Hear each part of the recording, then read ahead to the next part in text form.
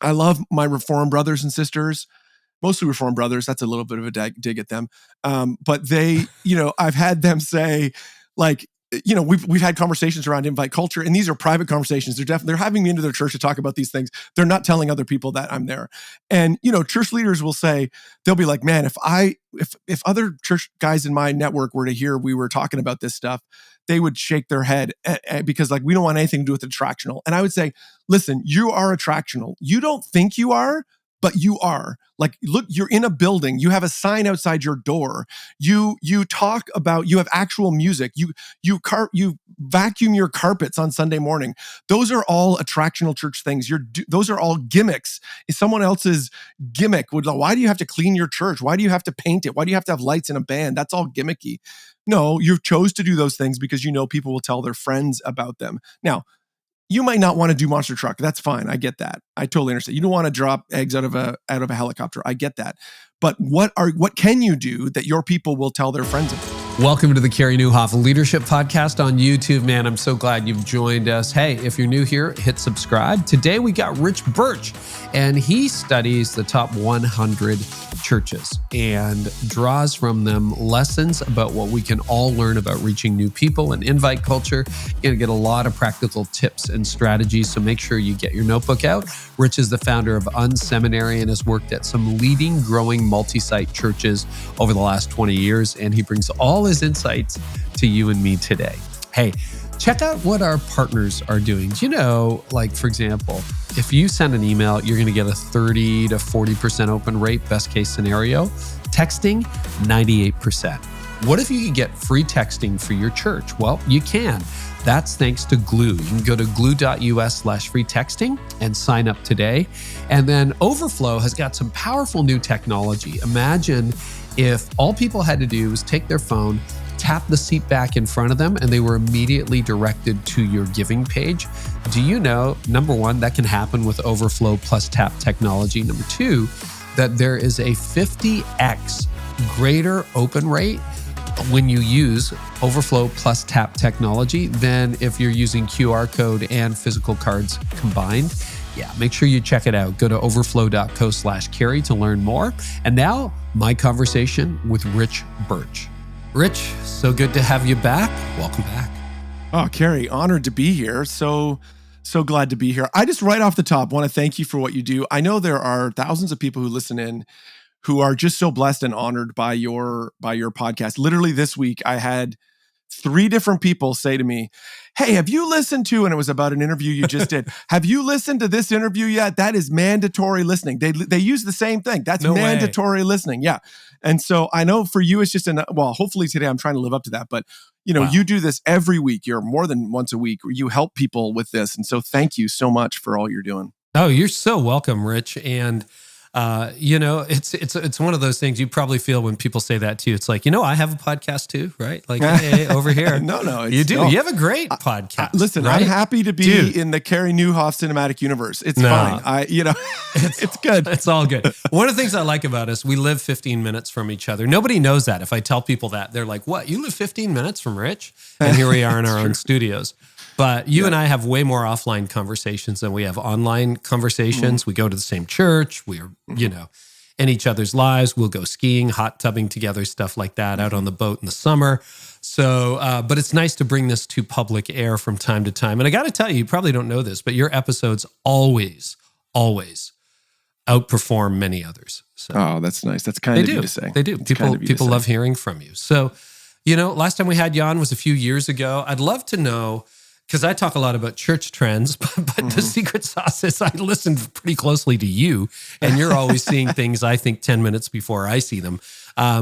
What are some of the trends you are seeing in growing churches versus declining churches these days?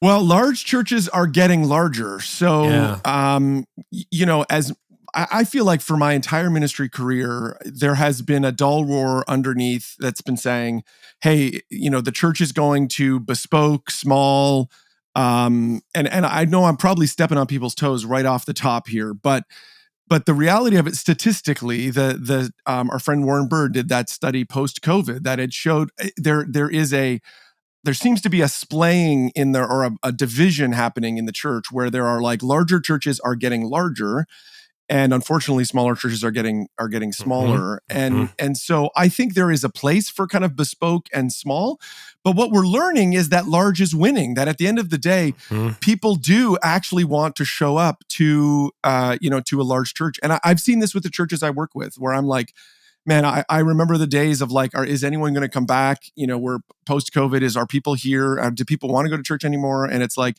man, that's just not the case. I was out at Mariners a couple of weeks ago, spent some time out with them, and I'm walk around their campus, and they're figuring out how to do both. People want to get gathered together on Sundays for the kind of large experience, but then they figured out how to unlock, how do you scale relationship at, how do you do relationship at scale, and how do you do that well?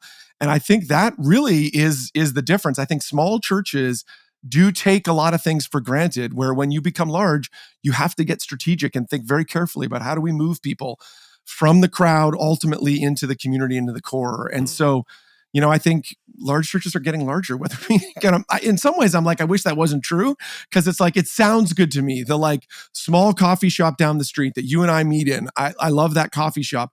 I kind of wish church was like that, but it actually seems like Starbucks is winning out in the church world. Yeah, it is. It's funny. I messaged Warren. I emailed him yesterday looking for that study. I couldn't find it on the Googles, but maybe you have a link to that. But if I remember it correctly, what Warren's research showed is that the only growing churches in America these days tend to be large multi-site churches. That I'm not saying they're the only church that's growing, but if you look at like 90% of the growth by category, people attending church, way disproportionate. And then, there's two kinds of small churches, three, I guess, stuck churches, declining churches, and growing churches. Stuck and declining, they stay small. But if you're a growing small church, you're not going to be a small church forever. You could be a mid-sized church or a large church or eventually a multi-site church, et cetera, et cetera. So what else is changing in the church landscape? Well, I think, the other thing I've continued to notice, and this, every county across the country is more diverse today than it was 10 years ago. That's just true. And 10 years from now, it will be more diverse than it is today.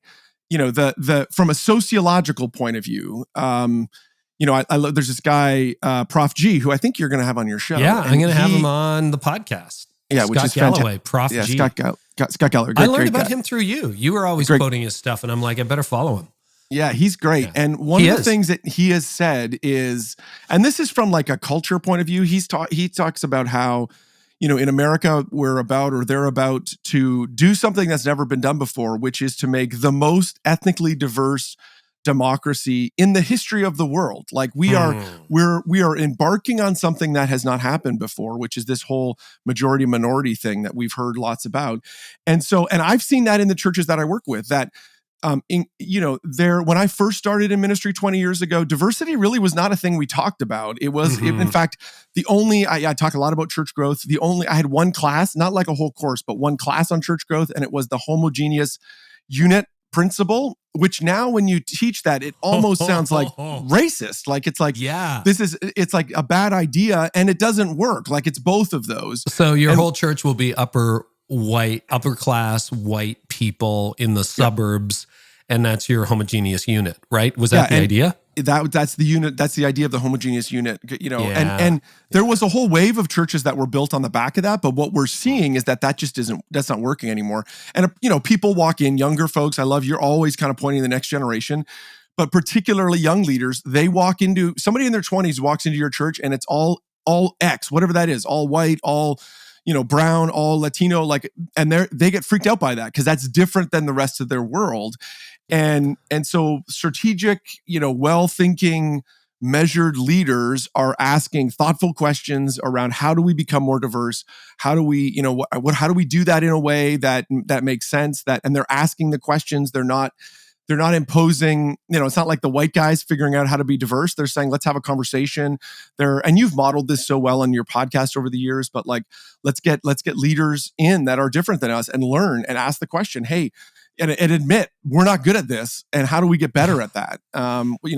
We went through one of these phases at Liquid. This was years ago, where we realized, hey, a part of what I love about Liquid Church in New Jersey, Tim Lucas is the lead pastor there. And one of the things they've been saying for years is they believe that they're called to saturate the state of New Jersey with the message of Jesus. And they're wrestling with a question of like, what would it look like for us to launch a campus in every county?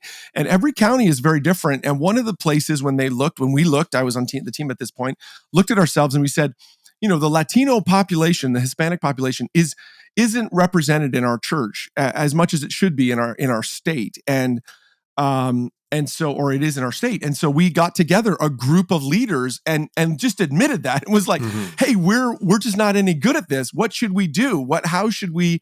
And we listened to, like, shocker, like this is not rocket science stuff here.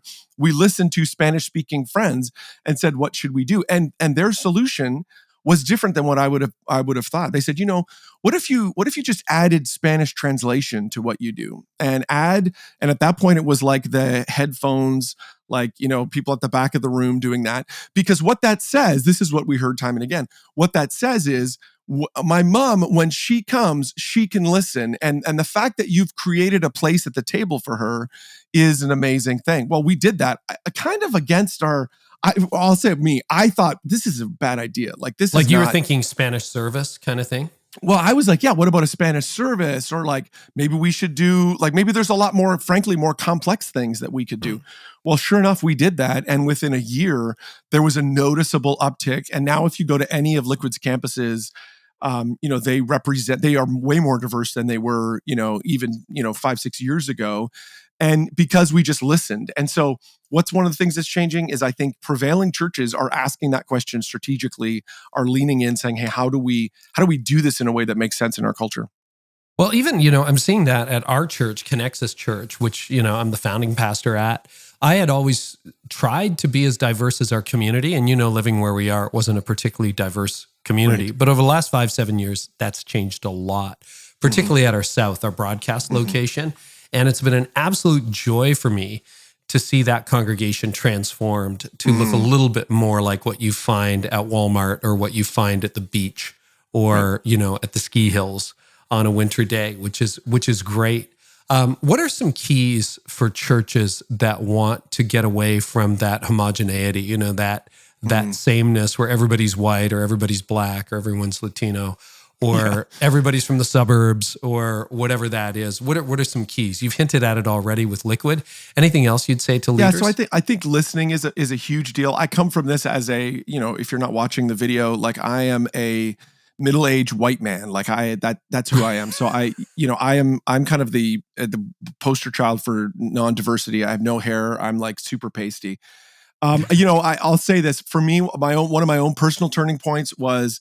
It was actually on my podcast. I was talking to Derwin Gray, a great pastor who you've had on your show as well, Transformation Church. And we were talking about this issue. And I was saying to him, help me understand, help me get better at this, Derwin. I feel this, but I'm like, what do I do better?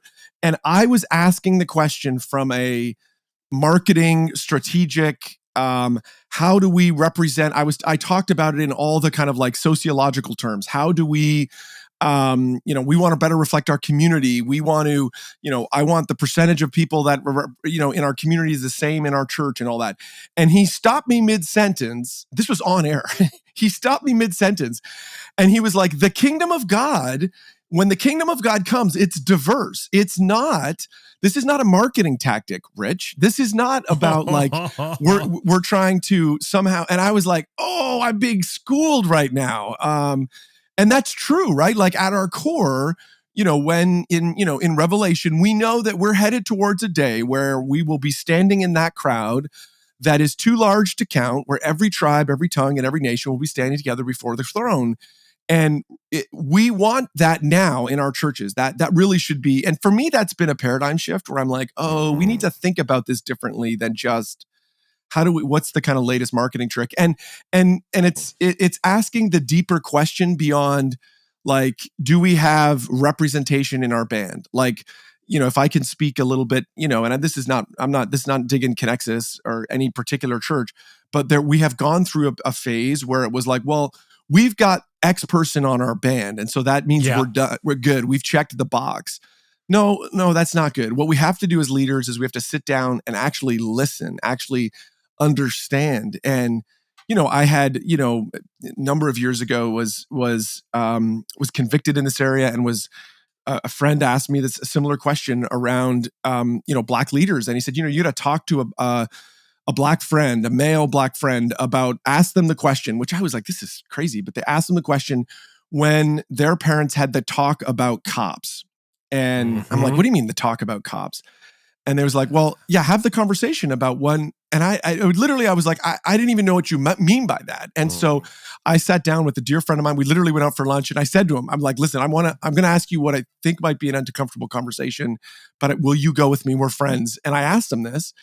And to my dismay, I was shocked that he talked about when his parents talked about what it's like to be a young Black man, and when you get pulled over by the police, and I was like, oh, I have so much to learn as a leader. Like, this is so much deeper than just, do we have a, insert whatever, group on our band? It's like, we've got to create space for that. And I think as a leader, we've got to do that. And so I would say when it comes back to church landscape, what I hear is leaders having this conversation behind doors more and more, trying to figure out, okay, what do we do here? Not from a marketing point of view, but from how do we actually have our churches represent the kingdom of Christ in a way? And the time is more urgent than ever before. The idea of you can just reach one slice of culture, that's gone. Like that's a bad idea. It's a bad theological and Gen idea. Z is the most diverse generation in history, right? Because it just is, through immigration, through intermarriage, et cetera, you're just seeing a very diverse generation. And like as you hinted, for them, it's table stakes. Yes. Yeah. Yes. If they walk into a church, it's not diverse. It's all old white people. They're like, yeah, we don't fit here. Yeah. What is happening here? Yeah. Exactly. It doesn't feel like the kingdom of Christ. And I think, listen, that's a beautiful thing. That's what we want our churches to be. Like I remember, again, roll the clock back when we started 30 years ago. I remember going to like a conference that was super diverse. And I was like, you're brought to tears because you're like, man, this literally is what heaven's going to be like. Well, our churches should be like that every single week. How do we do that? So anyways. You're on the ground with so many churches. You were at Exponential earlier this year, et cetera, et cetera. Anything else you're picking up on the front lines of, because you're hanging out with a lot of churches that have actually not just bounced back from COVID, but have exceeded any previous thresholds that they had experienced prior. So you're with that, I hope we get some data on this year, but you're with what I estimate 7 to 9% of churches are experiencing, that they're not only back, they're beyond. Right. And what are you seeing with those churches? What are they doing differently that other churches maybe could take notes from? Well, I'll tell you a conversation I keep having. And I've talked with, in the last 6 weeks, I've talked with churches that are in that growing category, that are of literally 200, 2,000, 20,000. Right. And it's literally the same conversation, which is how do we streamline the new here to volunteer pathway? How do we take someone when they first arrive? I'll give you an example. I was talking to a church in Boston, multi-site church, 5 or 6 locations, and it was like, listen, I'm a church geek. I could talk about church and dive deep all the time. And this guy was like, he was my, we were like foils. It was great interacting with each other. And I was asking him this question, what are you learning? And he said, we just did this huge data study internally where we looked at, they actually used ChatGPT and a couple of AI tools to look at kind of a big data set around first-time guests. And they were trying to figure out, there's like intuition around, we have to get guests to come one time. If we get them to come back a second time, what's that like? If we get them to come back a third time? Well, they went on this whole basically year-long journey to dive deep to understand what exactly is the path that people take. What exactly is the path that churches are on. And the thing they came up with, one of their takeaways was, if they don't get guests to return before 17 weeks from their first visit, the chance of them coming to ever again basically drops to nil. That if you can't get them to come back, they basically will never come back. If they don't, that was one of their takeaways. 17, that's very specific. Yeah, very specific. Well, it's 100 days. It's just over 100 days, 119 days. And, I was talking to another church. This is a church in New Jersey, 6 or 7 locations. There are about 5,000 people. Literally, I was asking them, what are you working on? Talking to the executive pastor, what are you working on? And they said, well, one of the things we're convicted about is we had 3,600 first-time guests last year.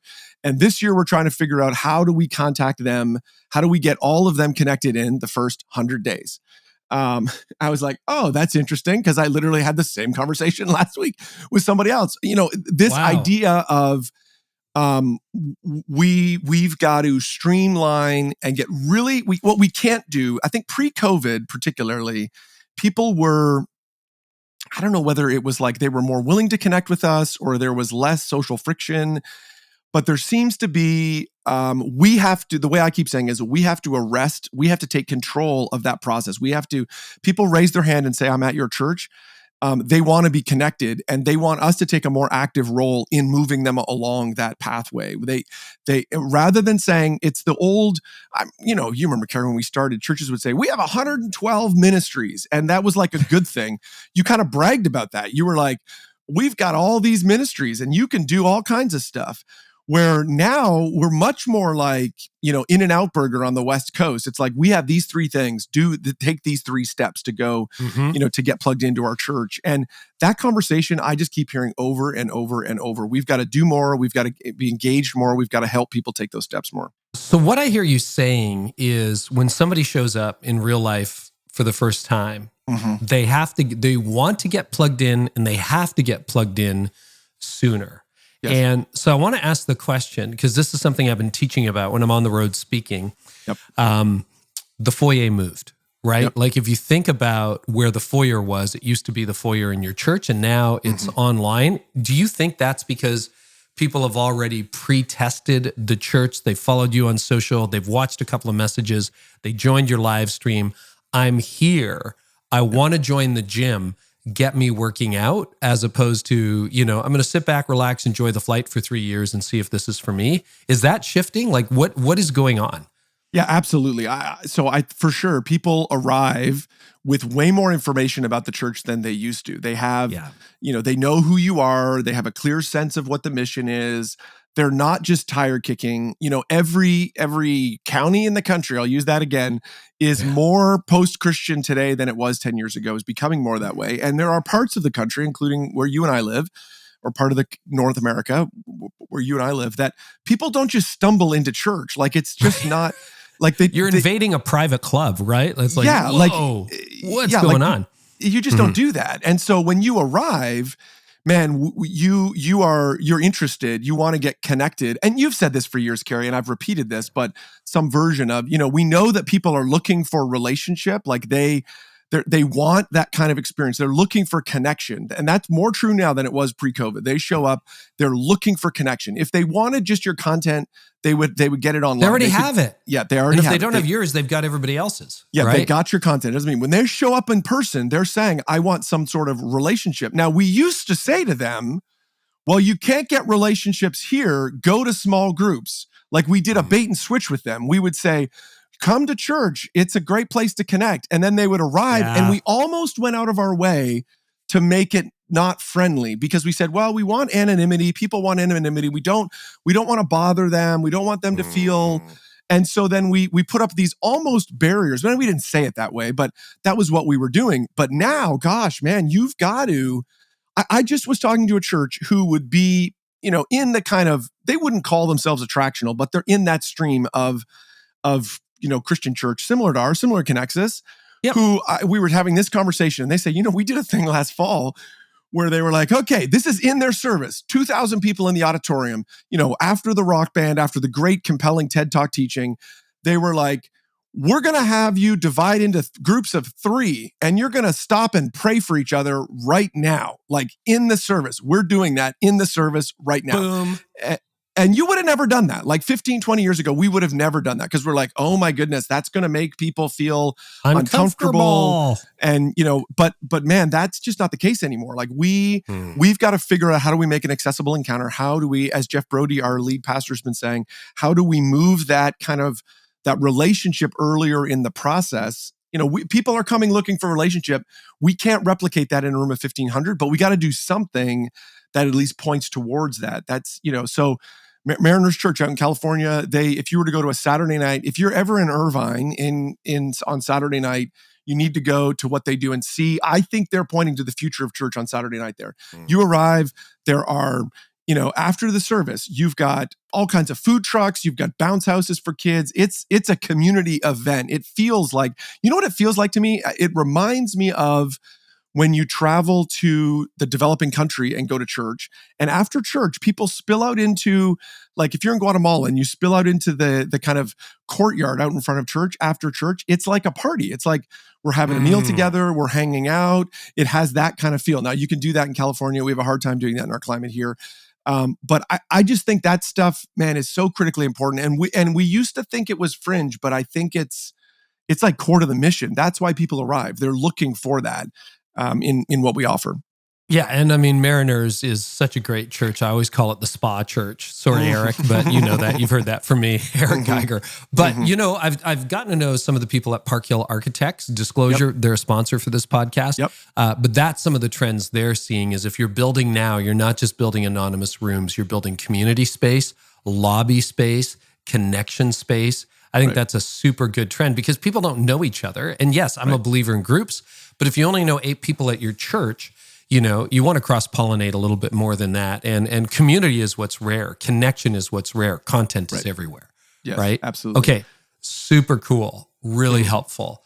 Any other best practices you're seeing on the ground right now in growing churches? Well, I know. So there's 40% of church leaders out there, according to Barna, think that their live stream stuff is effective. I think that's the statistic on that. I think there is a question around that. We're seeing that in churches. We've seen, some high profile churches pull out of doing, live stream. I'm glad we're going there. I was going to ask you because we're recording this the week that Bridgetown announced that it's recording its live stream. Or not ceasing its live stream. Yeah, ceasing its live stream. And I would say, so that's definitely not in that, like the churches I'm coaching, working with the closest with, that's kind of like the opposite of what we're thinking. There for sure has been a trend there where, there were good friends of mine who during COVID were like, we're all going online and we're never going back. I don't know who those people could have been, but they, and at that point I found myself saying, like, I think we're going to go back eventually. Like, I don't know. But now I hear church leaders saying, oh, we're getting out of the streaming thing. We're not doing church online. We're going to make it hard. We're downgrading the experience. We're trying to make it worse, like deliberately make it bad quality, like weird stuff like that. And I'm like, wait a second, like, don't do that. Like, don't, we want it to be a good product. You don't want it to be, terrible. You want it to be an engaging thing. So, I think there are, in the churches I'm working with, there are for sure churches out there that are asking that question. And I think we've all kind of right-sized our spending in that area. We spent a lot of money over a couple of years to make that better. And we've figured out the model around what that looks like, but we're not dropping it. We're saying, hey, this fits in. And there are a lot of people, frankly, I was talking to another church leader recently. We're reflecting on the same thing, and they were trying to gather core leaders together. And these were like, donors and core folks. And they said, there's a person who had been, in this case, it was a donor who had gives at a significant level of our church, and they haven't come back in person at all. And we're 4 years out from the pandemic. Like this feels, feels like safe to go back in the water. Ancient years. Like it feels like, we're half a decade away from that thing. And this person, they finally got them on the phone. They've been ghosting them. And they were like, I just kept trying and trying and trying. Eventually got them on the phone. And they said, well, I'll come to a Zoom meeting, but I won't turn on my camera. This person, and I felt for this person. I'm like, oh, that's so sad. Like there are people who live with anxiety more now than they've ever done before. And I think nobody who leads churches has that anxiety. We're used to being in front of people. Like it doesn't bother us. We're out in front of people. Even if we have to force ourselves to do it, we do it. But there are people who don't. And we've seen that. There's all kinds of statistics that show that was one of the permanent long-term damage impact from this thing. And man, I would hate to limit that experience. And I still think even at its core, I think church online is I think we're all asking the question. We haven't found the answer yet. We're still not there. I've said you've had Jenny Allen on your podcast. I need to say this to her face sometime because I keep saying it behind her back.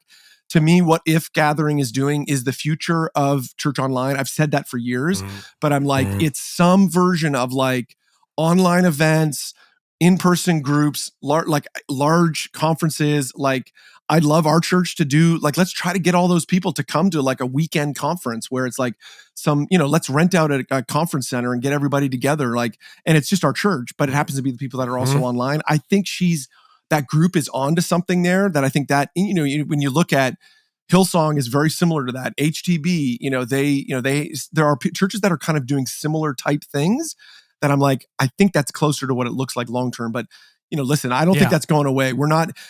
A friend of mine said, it's like, other big announcement, Target closed their website and have told everybody they just have to come into the store. Like, of course that's not going to happen. Like, it's a part of what we're doing. And I see churches, I don't want to just talk about Liquid all the time, but what they're doing on their app or Crossroads in Cincinnati is doing with their app. Or Church Home. Church Home, what they're doing, they're inventing the future there in a very real way that is trying. It's not like, in the same way I have a Starbucks app that makes going to Starbucks better. So when I use the Starbucks app, it makes my in-person experience better. They're asking the question around how do we make our in-person experience, and sure online, but make our in-person experience better, which is it's not just a giving platform. You probably have giving platform people who are sponsors, so I don't mean to step on their toes, but like, it's not just a place to give money. It's not just a content dump. It's actually a place to connect with community and connect with each other and journal and all that stuff. Couldn't agree more. So on the Bridgetown thing, because I raised it, and I'll ask Tyler Staten this next time he's on, and please pray for Tyler. He shared a health update that his cancer is back, and I'm praying for him. So I haven't talked to Tyler about it. I haven't talked to John Mark Comer about this, but when I listen, and Rich, you're so good at this. You're always dropping stuff into the Art of Leadership Academy, that membership. You're all invited, by the way. And you said, hey, what do you make of Bridgetown? Stirred a really healthy discussion. My take on it, and I'd love yours, my take is, I think that's probably a good decision for Bridgetown. I don't want to criticize them for it, because I know when we have Tyler on, when we have John Mark Comer on this podcast, they have like a cult following, and I mean that in the best way, like you wouldn't believe. They wouldn't like that phrase. No, but I mean they have followers around the world that just like, if they're speaking on something, the tribe knows where to show up. So my guess is, and this is like 20 or 30 churches in America have this problem. So this is not a one size fits all. What they're trying to do is saying, we want the spectators from out of town to get involved in a local church because we're not coming to you. We want the people who are spectators at Bridgetown to get involved at Bridgetown. Yes. And so we're trying to get you guys to engage. Now, for most of us, I know for Connexus, Jeff Brody, who I think is doing a great job leading us through this season, these times that we're in, he says, we had a live stream for 8 years now. We launched it 8 years ago. We were ready to flip a switch during COVID. Not that anyone saw that coming, but we never shut down our live stream. And now attendance, I know at the broadcast location, higher than it's ever been. Aurelia's getting a new building, et cetera. We're having to add an auditorium at our broadcast location. So never been higher. And the online numbers are bigger than they were during COVID when it was the only option. Yes. So in other words, it's not a scarcity mentality. It's not a mutually exclusive thing. And half the people at Connexus don't have a church background. They're not regularly attending church. So, to me, to shut that down, it would be like Target going, no more online shopping, no more website. You got to get in the store. It's like, you're going to slit your throat. So any different take on that, or a nuance? The thing I love about, and I don't know those guys really at all beyond just, see them online, and I've had a few little interactions, but nothing major. But the thing I love about what they've done, which I think every church should probably do, is we all got online in March of 2020. Like, everybody got online. Most of us got online. And what I love that they stepped back and said, I love their like, as Portland as in heaven. And I'm like, they're letting their vision and their values drive their decisions. Like, that is amazing. Good for them. Like, I think that they're on to something. I would say my own like I have a lot of my coaching around communication is you should just do more, like more emails, more letters, more call people, hound them, send carrier pigeons. And, I struggle with that. I know it works, but I struggle with that because it's like, and I'll say to people, I'm like, listen, we live in a busy world. People are super busy. So the answer isn't, therefore, from a communication point of view, the answer isn't, therefore, stop communicating. The answer is, you got to make it a priority in people and you got to communicate more. And I love that they're like, man, we're going to take noise out of the atmosphere. Like, you don't need this out there. You got to, if you want to see this thing, you should actually connect with real people and do it. I'm like, good for them. Like, I think that's super positive. And so I think that to me, one of the takeaways is, maybe you should step back and have the conversation and talk about, how does this fit into our strategy? What are we actually doing here? How does this, does this make us, how does this help us fulfill what we believe God's called us to do? And let's look closely at that and make our decisions through that matrix rather than just, hey, everybody else is doing it, let's do it. Like, that's not a great decision. I would say I do have, and this isn't them. My friend Kenny and I did like a little quick follow-up thing on it. And this isn't them at all, but there are, I would say on the concern side, there's an undercurrent that I think is potentially dangerous for the local church. That's saying really what we need to do is retreat for the hills. We need to pull back from the culture. We need to engage less. We need to be more insider. The answer is we need to just disciple people more and stop engaging with unchurched people. And that's dangerous. I think that's a super dangerous, and they're not saying that. And so I don't want to, I'm not saying they're not saying that at all. I want to clearly say that they're not saying that.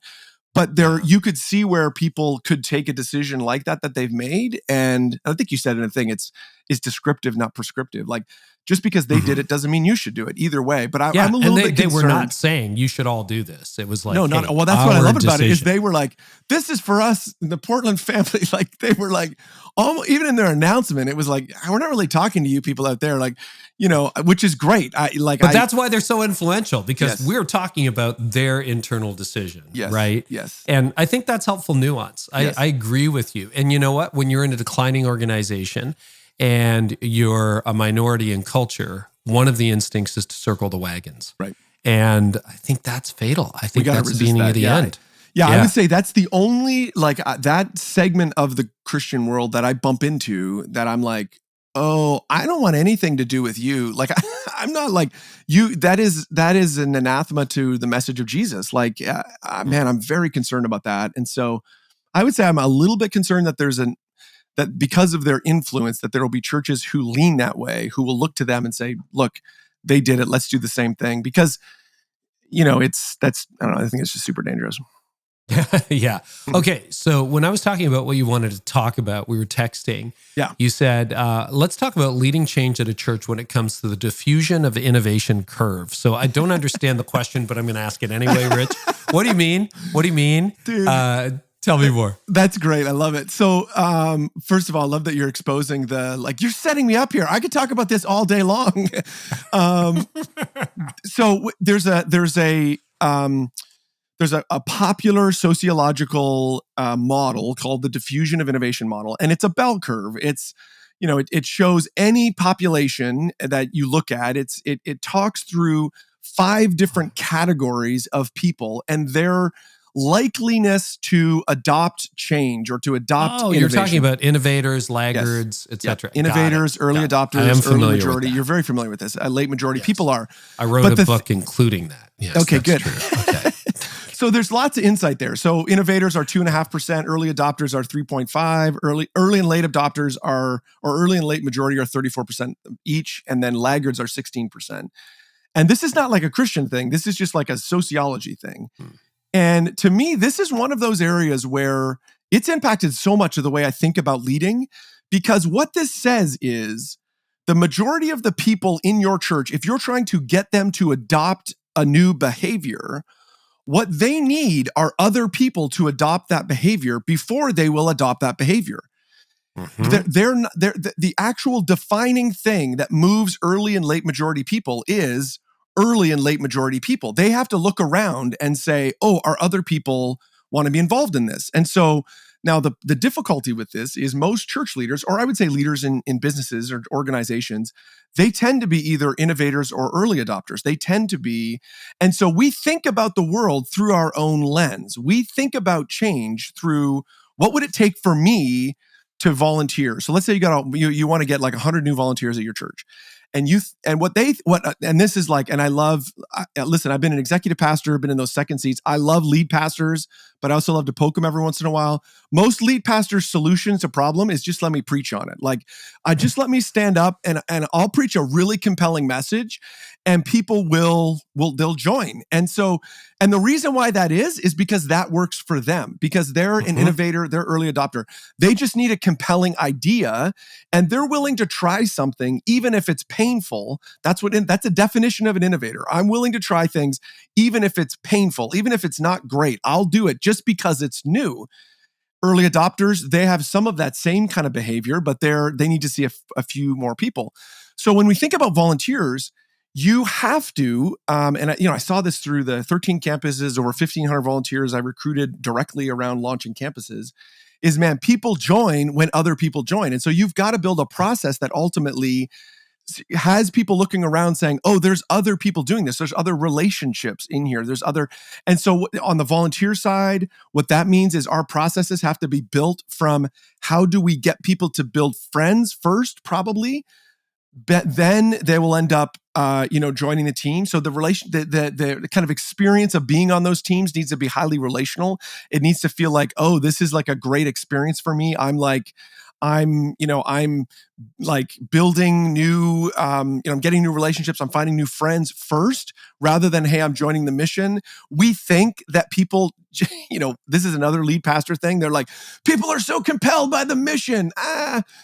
They're compelled by a community that's compelled by the mission. They look around and say, oh my goodness, look at all these people making a difference.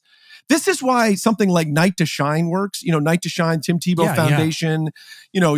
The essential ask of that is, will you give up an evening to give a kid, a young adult who's never had a prom because of their special needs? They have some sort of special need and they've not been able to have a prom.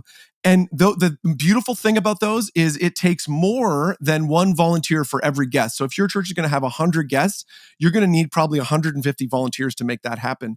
Man, you come to that thing, you're a part of a team. You're like having fun. You're like, this is an amazing experience. Like I'm building new friends. I'm a part of something amazing. And that's why that thing has just grown like gangbusters, because it's a compelling experience. It's time bound. It's relationship focused. We see this with donors. Like you see this, and this is like goes back, it's like tale as old as time. 1 Chronicles 29, building of the temple. It's like one of my favorite passages on giving. They're building the temple. What happened there? You see David gives first, and then his leaders, and then the leaders around them. And then what does it say? And then the people of Israel were moved by the generosity of their people, of their leaders, and so they gave. So instead of, again, the same thing, we should be thinking, how do we go to innovators first, then early adopters, then early majority, then late majority, and then laggards? And maybe we just ignore the laggards. I don't know. Ignore the laggards. Yeah, that's my best strategy. Yes. And the interesting thing there, I think if you study the diffusion of innovation curve, so there's 16% of laggards in any social environment. There's only 2.5% are innovators. So there's, whatever the quick math is, there's 7 times as many laggards in any environment than there are innovators. And that's true in the church. Anybody that's led in the church, that. There's lots of people. And we might be underrepresented in innovators in the church. That's my long theory too. Oh, sure. Yeah, that could be. Yeah, there's just not enough of them because the laggards have beat it out of us. Well, who runs the church? It's not a lot of innovators as a rule. Yeah, that's true. Anyway, keep going. True. Yeah, anyways. So I just think there's a ton there. And I think the key insight for us as leaders on that is, man, stop thinking like yourself. Start thinking, what's the difference between me and an early majority, late majority person in this area? Like what kind of information do they need? What kind of, how much hand-holding do they need? What kind of relationships do they need? How can we bring them along the curve? This is true in some of the work I've done in invite culture, where there's a small percentage of our people who invite people to the church. And it's probably 2 or 3% of our most churches. There's like a hardcore group of folks. And we've got to equip those people, know that there's a portion that does disproportionate amount of inviting, but then we've got to celebrate that. And we actually have to say, we have to in there, like when people are telling their testimonies, or when we're even just in our messages on a Sunday, you can say, hey, I was talking to my friend Carey. That guy is so good at inviting friends. He was talking to these 3 people in his neighborhood. And you know what? He invited 8 people to come to Easter and only one of them came. Man, I'm just so thankful. Like, I just want to celebrate Carey because he invited 7 people who didn't come. Like, that's amazing. And what that does is that tells the early adopter, early majority people, the people farther down the innovation curve, that like, hey, there's other people actually doing this. It's not, we got to make it easy. We got to put the cookies on the bottom shelf for them to make it so they'll want to do that. And so to me, that diffusion of innovation curve, we have to keep thinking about all the areas that we want to see change. If you're not seeing the change, I would think it's probably because you're closer to being an innovator and you're doing what you need. And, all the times, like I've helped churches on fundraising stuff. And I'm like, and again, it's a little bit of classic Rich Birch. It's like when they hear all the stuff I tell them, or what we're talking about doing, they're like, that's a lot. Do we really need all that? And I'm like, no, you don't need that. You just need a back of a napkin. Let's sit down over a coffee. And literally I will draw down on a back of a napkin what we're raising money for, and you'll give to that. But you are not your people. Your people they need more. They need more relationship. They need more. They ultimately need to see there's other people engaged. They need to see other people want to be a part of this thing. Well, let's talk about invite culture. Let's shift gears and go there. You've got a new book on it, which is a great book. Had a privilege of reading it. Why invite culture? Why is that a focus right now? And then walk us through maybe even the first step, because I'm going to assume most people who listen to a podcast like this are growth-minded leaders. Otherwise, you don't listen to podcasts. You probably want to reach more people. I've been pretty clear about that. You want to help churches reach more people. So let's talk about invite culture. Yeah, totally. Well, so part of this came out of leading in a fast-growing church. So we were deemed a number of years ago as one of the fastest-growing churches in the country, and they continue. Liquid continues to be that, and one of the rarest forms of people that end up on that list. The typical trend is you end up on the list, and then over time your number goes down. So you end up like you arrive at number 15, and then you end up kind of bubbling down. And so I've tried to pay attention, particularly to those churches that end up on that list and then actually go up the list, which is because those are really the fastest of the fast-growing churches, because they have an accelerating, culture. Something's happening there that's different than what we normally see. And what we've seen over time is that growing churches train, equip, and motivate their people to invite their friends. They don't just leave it to chance. And those are very specific things. Train. They talk about it. It's like the head side of it. They talk about why it's so important. They tell stories about it. They teach from the Bible. They give lots of examples. They equip. They're giving them tools. Like they literally are like, we're generating tools. And like I was talking to a church, one of those churches recently, where last year at Easter, they used ChatGPT. It was kind of a fun thing. They used ChatGPT to build a custom invite tool for their website because they couldn't find one online. And why is this? Because they were like, we want to make it super easy for people to invite. And so we've got to equip them. We've got to give them a tool. And so they built this texting tool that like figured out which campus was closest to them and all that. And why do they do that? Because they're trying to equip their people. And so growing churches know they've got to give their people tools and then motivate. There is a heart part of it. So it's like head, hand, and heart. Like, what is your, like, it's not about coming a bigger church. This is not about like, hey, we want our church to be bigger because whatever, you want a bigger car or something. Like it's about, man, there's a mission that God's called us to be on. And where I would say this is different than, say, Attractional church, I don't mind when people say like, oh, you're from the Attractional church movement.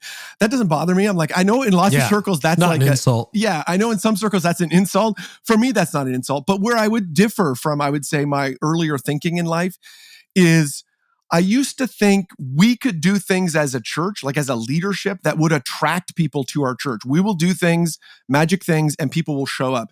But actually, it's a discipleship issue. It's actually about growing our people to be the kinds of people who will turn to their friends and invite their friends, that they'll turn to people in there and say like, hey, you should come. Good things are happening.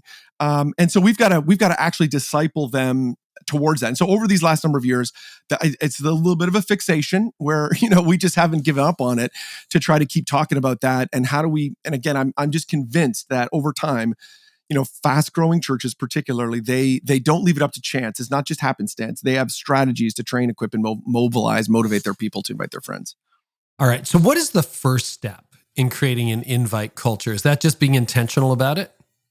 Well, yeah, there's lots of ways to talk about the first step. I would say maybe a way to rephrase your question, which I know I don't like when people do that to me on my podcast. What's the biggest lever? What's the biggest lever? There's lots of things that you could do.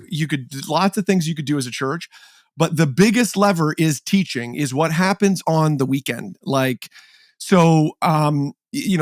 it's not just that you're doing teaching. Every church does teaching on the weekend, but it's that your teaching is shareable. So we talk about shareable weekend teaching.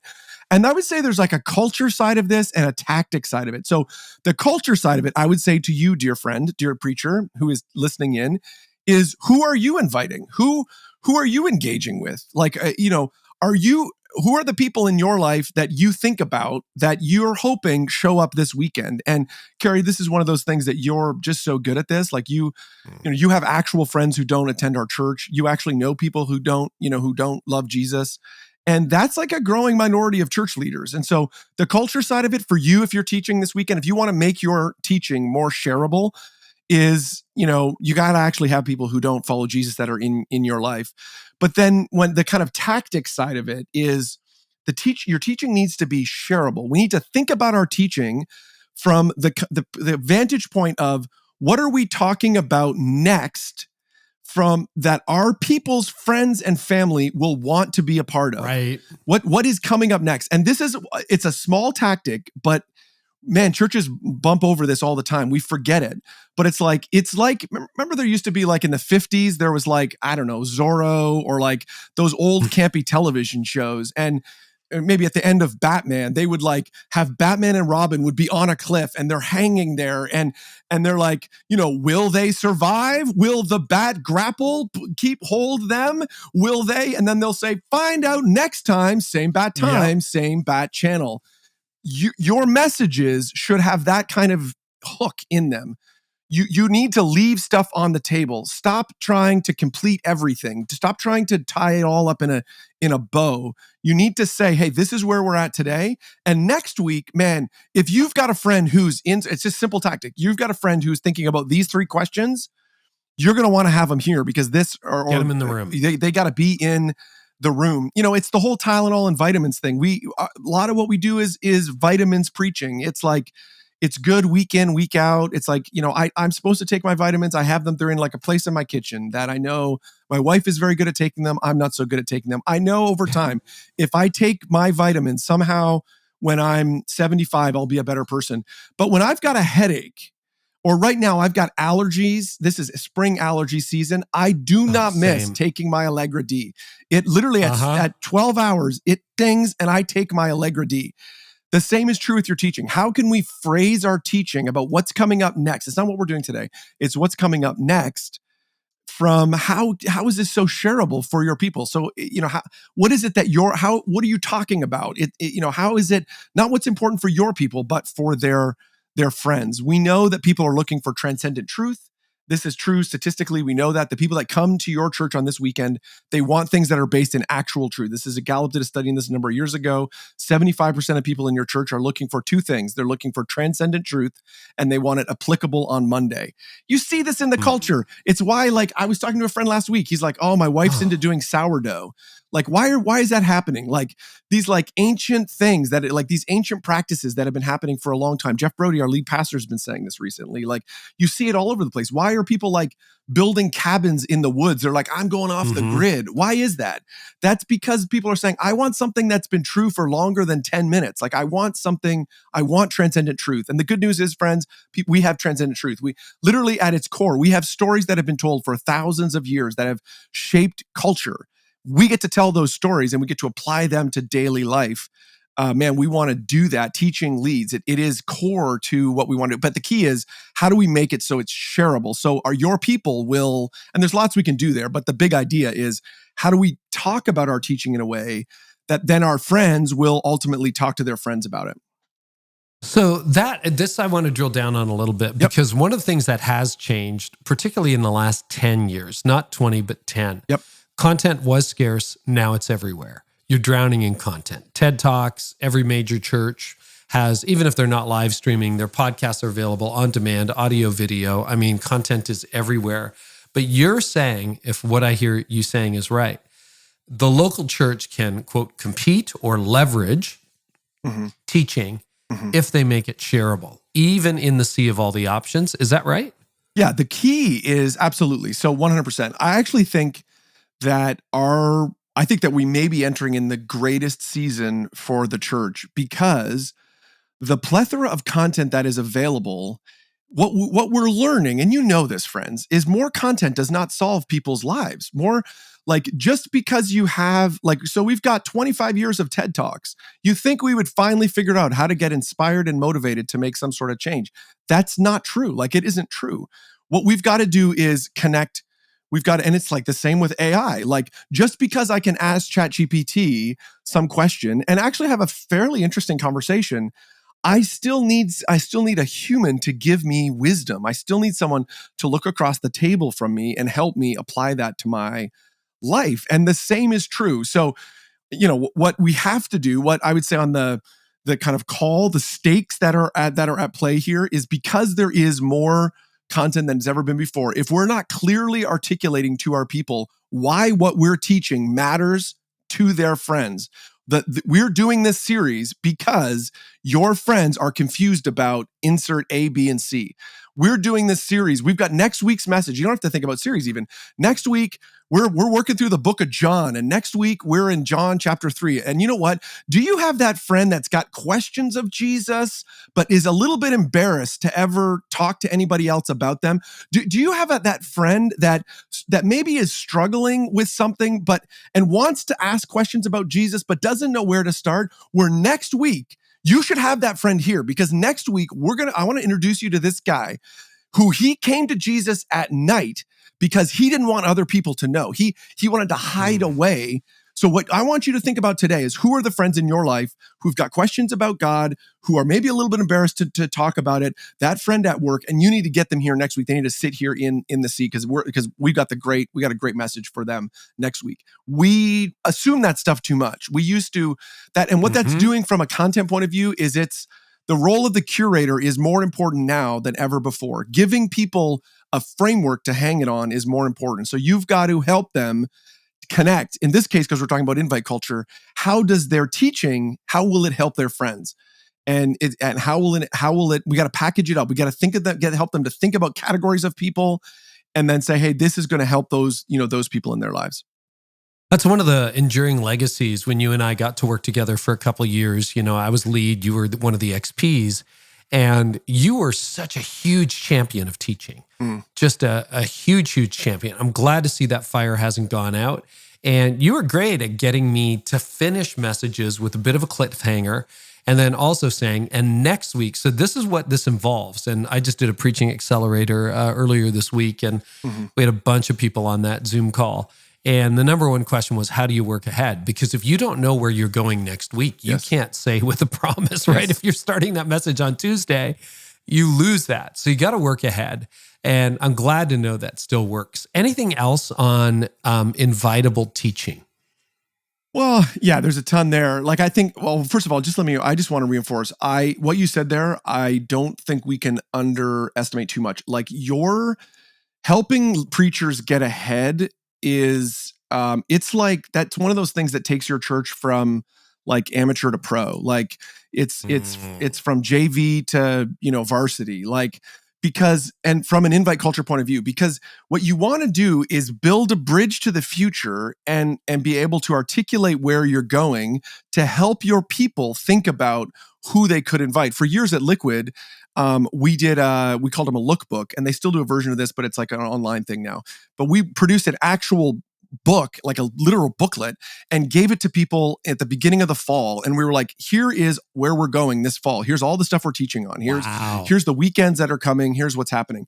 Now, at the time, this is one of those things that I didn't realize kind of what a big deal that was. But when I look back on it, what we were doing there was we were helping people think about ahead, who are the people that I could be inviting to this, relationship series? Because if you just tell them a week ahead, man, that's not that helpful. You're not, you're decreasing your invite. That. If you release that ahead of time and there's a relationship series, or you're dealing with depression, or why God seems evil when really he's good, or why do bad things happen? You're at a summer barbecue in July. Yes. You're like, this is coming. You have this conversation. Well, I would go to church, but I think God's just mean, or I think he doesn't care. You're like, ding, I know that's coming in November. I'm going to invite. And, I'm happy to share this on another time, but I got to the point where every series was done before the first sermon was preached. That was true 90% of the time. And I had the entire next year ahead, planned out probably by September, October of the previous year. So by October of 2024, 2025 was mapped out. Now, lots of detail for the first quarter, sermon series concepts for Q4 of the following year. But that helps everybody so much. And people are like, well, what about reliance on the Holy Spirit? That just assumes that the Holy Spirit isn't present in your prep. Right. He's definitely present in your prep. So I would just issue that as a challenge to people to do that. On the creative programming or the service programming side of that, like I would say, we want to help our lead pastors get as far out as we can. And it's a help thing. We've got to assist them. But also understand there could be that week. I don't know. I just have such a high respect for that role in the church. There could be literally up to Sunday morning. The lead pastor could walk in Sunday morning and be like, we're throwing all that out. We're doing this other thing. Now, if they do that every single week, like we got problems, but like, we have to hold that stuff, loosely, and we're like, not be so amped up about, we planned this thing. Sometimes I'd change once in a while, but you know what? The service programming people or your creative people, they love it because they have predictability. They don't have chaos. Right. It's like, oh, okay, we can actually work on stuff a month in advance or 2 months in advance. Right. We don't have to be guessing every Thursday what's going to happen on Sunday. Yep. But yeah, I agree. You got to leave a little bit of margin there, but I just function better when it's done. Okay, we're not seeing gimmicks in the church like we did 20 years ago, driving cars on stage, shooting people out of cannons, stuff like that. Was that ever important to invitability? Any thoughts on gimmicks, Rich? Well, so one man's gimmick is another man's core strategy. So there you go. There's a takeaway. Let me push you on this. I think they still work if they're built into an overall strategy. So what didn't work was you're going to do one silver bullety thing. You saw Elevation did this thing, and so then you pulled it in, and we're like, okay, this is, we're going to do it, and that's going to work. Let me tell you a story about. There's a church in Mattoon, Illinois, called the Fields Church, and they do a thing in every fall called Pumpkin Fest. And this church, they're called the Fields Church because, like, literally behind them are fields, are cornfields, and they have a giant field up behind them. And every year, every fall, they do this thing called Pumpkin Fest. And Pumpkin Fest, a core part of Pumpkin Fest, you won't believe this, Carey, but they hire monster trucks. They do a monster truck show at the church. So as an outsider, in fact, actually, I lost a client over this because I told this story once, and they were like, I don't want anything to do with monster trucks at my church. And they were like, I think we are a mismatch on culture. So I know I might be losing you listeners right now, but just listen to me for a second. So the thing that they have, and I'm happy to give you links to it, and so you can check out what they've done. Yeah, so we'll put them in the show notes. It works in their culture because of where they are. So they are in, that's not going to work in, suburban Chicago. It's not going to work in LA. But in downtown New York, downtown New York, but in Mattoon, Illinois, and in the communities they reach, having people show up for a monster truck show, man, is a great, it really does attract people. Now, wait, it's just not a one-off event. So when you arrive there, you're literally registered like a new here guest. You've got to get tickets to show up. And then you're dropped into a follow-up process that then, shocker, the next weekend, you're going into a brand new teaching series that leverages off of some similar kind of family-oriented. We're going to give you some content because they know families are going to show up to that. Let's have you, show up and talk about issues that are going to help you as a part of your family. And then you're 2 months out from Christmas, which we do know is one of those weekends where people are more likely to invite their friends. They use that as then a second recall out of that. So where I think people, and they do a ton of work underneath all of this to collect data, to connect with guests when they're actually on site, to actually, work the lines, to shake a ton of hands, to create positive impact. From a visibility point of view, gimmicks don't work when they're just a gimmick. When it's just we're going to shoot people out of a cannon. Yeah, you're right, absolutely. But the reason why they do work, or the reason why something like Pumpkin Fest works, is it's like the dropping eggs out of a helicopter. We've seen a ton of churches do that. The reason why that works at an invite level is because people, it's a conversation that just falls off your mouth. You laughed when I said it. Imagine what kind of church would have monster trucks in their front field, ripping up their front field of the church. What kind of church is that? Man, that's the kind of church I want to go to. That's the kind of church I want to be a part of. That's like speaks normal guy Joe, Joe guy in the town kind of language. I'm a part of that, and I'll invite my friends to that. I'll tell my friends about that. My church is dropping 15,000 eggs out of, what are you doing for Easter weekend? Oh, we're going with our family. Why don't you come to our service? Because after our service, we're going to drop 15,000 eggs out of a helicopter. You're doing what? Like, people will tell their friends about that. Now, if you just leave it at that and you don't think carefully around how it fits into an overall strategy, then, Moody did this. He put lights up in the church, and a part of and did evening services. And rumor has it, because they were like, let's do service in the evening, because then we get to turn on the lights and people will come and see the lights. Like, I don't care why they show up. It's why, I did not know that. When they come back, I've heard that story. It might be apocryphal. I've retold it too many times. Eventually, if I keep saying it, maybe it'll be true. Heard it from a reputable source. I probably should do my research on that. But you get the notion of that like, hey, why people. So gimmicks don't work when they're just a gimmick. We've got to build a strategy around it. That's a good line. To try to, how do we get them in, and listen, I've had the same kind of thing happen. I love my Reformed brothers and sisters, mostly Reformed brothers. That's a little bit of a dig at them. But they, I've had them say, like, we've had conversations around invite culture, and these are private conversations. They're having me into their church to talk about these things. They're not telling other people that I'm there. And, church leaders will say, they'll be like, man, if other church guys in my network were to hear we were talking about this stuff, they would shake their head because, like, we don't want anything to do with Attractional. And I would say, listen, you are Attractional. You don't think you are, but you are. Like, look, you're in a building. You have a sign outside your door.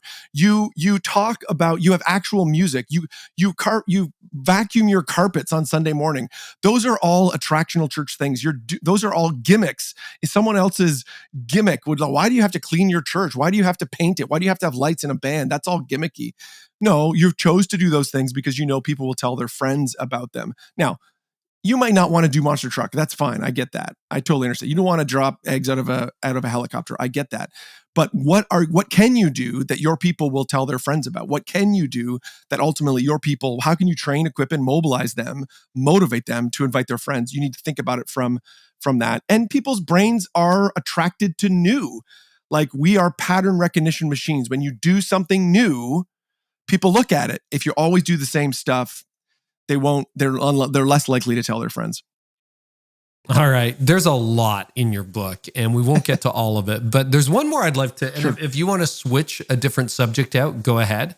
But I want to talk about, we all, because the common thing is every Sunday is somebody's first Sunday, which hopefully is true in your church. It's been true in our church for years. Very thankful for that. But you argue that not all Sundays are created equal. Can you explain that you're actually suggesting that we put more effort and energy into certain Sundays than other Sundays? Why and what's underneath? Oh, yeah.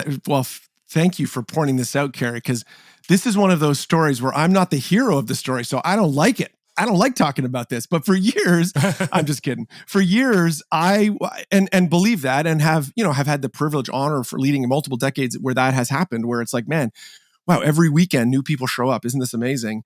And for years, longer than I like to admit, I used to, when we talked about every Sunday, I would say, man, I want every single week to be the most invitable weekend ever. We want to do stuff every single weekend. Does not matter if you're a new person. And that sounds good on the surface. It sounds like, yeah, that's a good idea.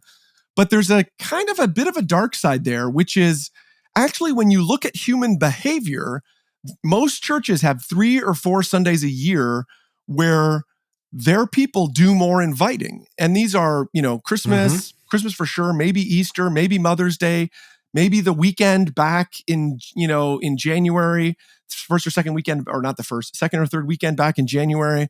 There are a couple weekends when you look at your data that 2 things happen, and there's not a lot of them. They're literally 2 or 3, maybe 3 or 4 a year, where 2 things happen. Your people are more likely to invite their friends, and their friends are more likely to attend. So some of this is like cultural stuff. So still in post-Christian Canada, and this is true across the country, across America, Christmas is one of those days where people are more likely to show up to church. I saw a statistic a couple years ago that 70% of Americans would be willing to attend a Christmas Eve service if a friend invited them. Think about that. 70% of the country, we could get into church. A couple 100 million people, we could squeeze them into our churches if we just invited them.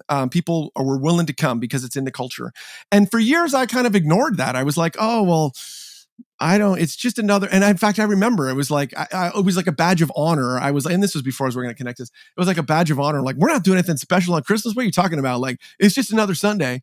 But man, that nothing's further than the truth. Like, we've got to do things that ultimately on those weekends, people are more likely to invite their friends. And so the benchmark for those is, we've talked about, like, it's one of the ways actually to measure the invite culture of your church is by the number of people that come on those big days. And because what that tells you is that tells you the people that are one relationship removed from your church. They know your church. These are not, we have a lot of people obsessed with Facebook ads, and like a lot of people obsessed with all the people out there that are 5 or 6, relationships removed. Well, how many people came at Christmas Eve? Here we are in, early March. How many people came at Christmas Eve to your church? Now, we've seen that our benchmark is that your church should see at least double your normal attendance. So if your church averages 100 people, you should be seeing 200 people attend on those weekends and on those big day weekends. Now, if I was in your church, after those weekends, there's a moment, a very small window with your leaders where I would ask the question. I would say, hey, what do we need to do? What do we need to change about our church so every weekend we can accommodate 200 people? Because we know those people. They're in our church. They're in one step removed relationship from our church. What do we need to structure and change? I remember I said that when I was at Liquid Church, and it was the first weekend we had 5,000 people. It was Easter, one year at Easter. We had 5,000 people. And on Monday morning, I asked Tim Lucas, our lead pastor, that I said, man, what do you think we need to change to be 5,000 people a weekend? And he looked at me like I had like 4 heads, because it's like you come off a weekend and you're like exhausted. Maybe not a great weekend, great day to ask that. But the truth, the kind of pinch of that question is still there. Man, well, we have to grow towards that. We know those people. How do we build towards that? That's one of the ways actually to kind of measure the front door of your church. We spend a lot of time thinking about the back door of the church, but one of the ways to measure the front door is actually looking at what is the kind of attendance ratio on those weekends. And most churches, if you're applying consistent effort, and I appreciate you meeting the book, we talk about strategies around big days, particularly to kind of increase your invite culture. If you're not experiencing double on Christmas, Easter, and maybe one other day during the year, you're not leveraging your invite culture enough. You're leaving stuff on the table. Wow. We need to do more to get your people to. We need to do more training, more equipping, more motivating to move people to invite their friends on those days. Another surprise for me for a big day, and I realized this, too late in my ministry. We got to capitalize on it for years, but it was, I wish I knew it. Time Change Sunday. Yes. The one in November. It's like the first Sunday in November. Yes. For a couple of years, I was like, why did so many people show up? Yes. We were in the middle of a series. And then I'm like, oh, time change. They got an extra hour. And it's just that convenience of like, oh, we can all go. So we use that to kick off our biggest series of the fall before Christmas then. And November's a big day. But yeah, I mean, I think that's right. Which is a little bit embarrassing, right? Like that one's like a little bit, because what that's saying is if we just gave people an extra hour's sleep, they'd come to church, which is like, you just don't want to think about that. That goes down all kinds of dark roads. But the good thing you did there, and I would encourage people to do that, is look at your historical data and look at it like, don't just look at the data. Don't try not to interpret it first, and just, where do you see the peaks? There's a friends of mine in Philadelphia. They were seeing the same thing in the middle of February. And this is years ago, they were like saying, hey, that second weekend in February, we're seeing a bump there. So they've built, and they still do it to this day, it's called Epic Day. And it comes out of Christmas, and they've built a whole day around it. They say, listen, this is the day that we're going to preach the clearest message of the gospel of the entire year. We're going to preach it on this day. They give away free t-shirts. They do fun stuff. They do food and all kinds of crazy stuff. And it ends up being their largest non-holiday every year because they just saw it in their numbers. They just saw the like, oh, hey, here's a thing here. Let's build a strategy around that to try to drive, let's try to drive attendance and ultimately, grow our church. And again, it's just cooperating with human behavior rather than competing with it, totally, right? Absolutely. Which is so good. Well, there's a lot in the book. Tell us where they can get it. And anything else you want to share before we wrap up? Yeah, you're super, super gracious. I actually don't want people to buy the book. I want to give them the first 2 chapters. So if you just go to unlockinviteculture.com/Carey. So unlockinviteculture.com/Carey. I'll give you the first 2 chapters. So not even the first chapter, the first 2 chapters. Plus, I want to give you this other thing. I was thinking, like, I love your community. I love the Carey Nieuwhof Extended Mafia. There's an amazing group of friends. And in the book, we gave away these, we call them content upgrades. They're like these other pieces of content that are outside of the book. And there's one of them is called the Invite Culture Litmus Test. We actually were talking a little bit about it there with Big Days. We have these 3 numbers that churches you have access to that tell you, that is a way to measure your invite culture. And by looking at these 3 numbers, you get a sense of where things are at. And so I would love to give people that. So again, if you just go to unlockinviteculture.com/Carey, hopefully that's okay. Just drop in your email. We'll email it over to them there. And if you want to buy it, that's great. The links are all there at that same site or Amazon or wherever. But I would love to give those to them for free, for sure. You're generous, Rich. This is fantastic. Thank you so much. And you left me wanting more, which is always the best kind of interview. Thank you. Thanks so much, man. Appreciate you, Carey. Appreciate what you're doing. Take care, buddy.